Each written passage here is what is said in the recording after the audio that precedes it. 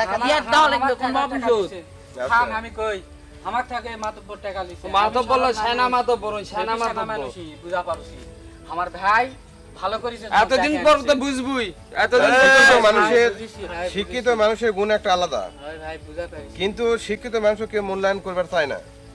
ঠিক আছে, এরা মাতব্বর মানুষ, অনেকদিন মন্ডল মাতব্বরি করে, এর কথাই তো শুনবেন তোমরা। আমরা গায়ের মানুষ অত বুঝা পারি ঠিক তো আছে? জানাই পারি না আমার ভাই। ওই শোনোছে জবাব আছে কোনো জবাব নেই।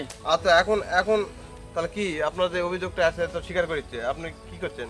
আচ্ছা তুই খুবই কো আগে। সেনা মাতব তোর টাকা ডালে তো কি উপকার হয়নি?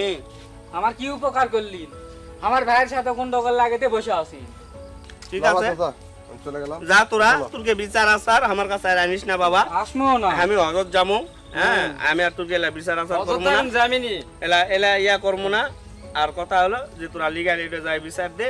আমার এমনি জেলা সম্পদ আছে 200-400 বিঘা জেলা জমি আছে, এলা জমি হালাবাদ করে এলা চালাই। সম্পদ কার টাকা দিয়ে করেছি কার টাকা আঙ্কর দিয়ে? থেকে লিয়ে তো করলি আঙ্কুর খালি আঙ্কে বাপ দাদার টাকা লিও, বাপ আঙ্কে দাদার টাকা লিয়ে জাকটার টাকা লিয়ে তোর বাপ দাদারা বলদ আসলো তাই আমার দিছে, তোর বাপেরা বোকা এই আসলো। আপনারা- আইয়া এখন আমরা যাচ্ছি